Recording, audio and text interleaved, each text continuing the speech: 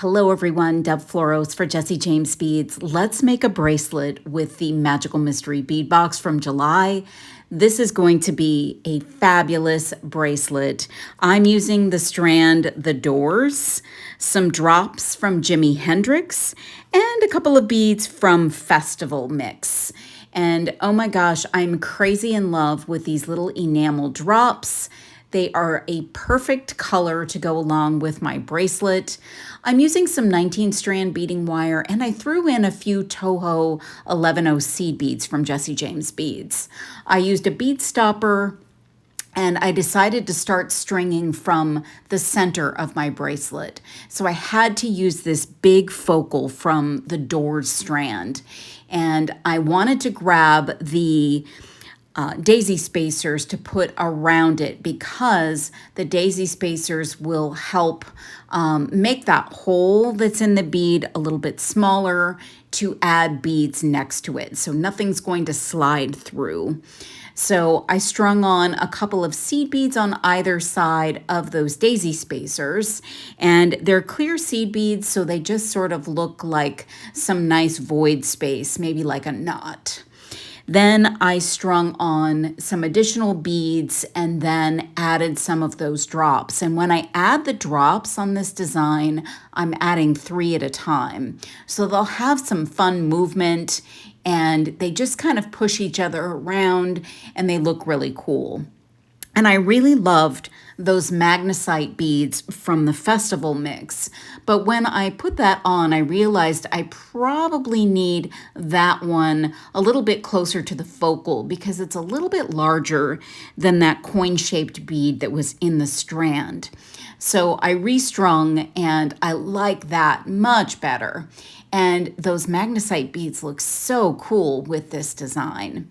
So I'm just kind of matching up the placement of all the beads on either side and stringing on another round of those little charmies. They are so adorable and cute, and they just add some fun movement to this festival bracelet. Wow, I really love playing with these beads from this box.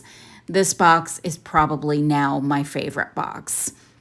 So I'm taking that tube bead, which also has a large hole, and I'm putting daisy spacers around that bead as well. Just sort of taking that large hole bead and allowing it not to take over some of the beads that might be next to it.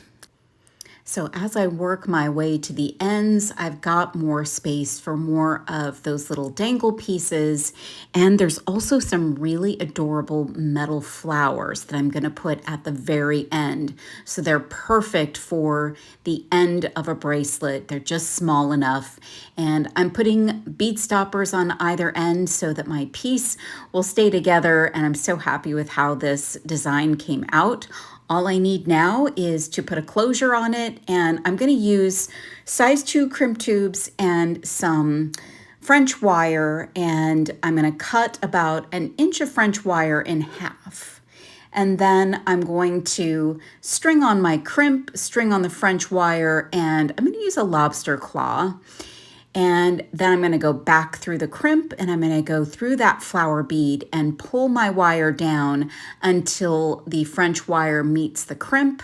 I'm going to do a little crimping there and securing my lobster claw, cutting off the excess. And then at the other end, I'm just going to add the French wire.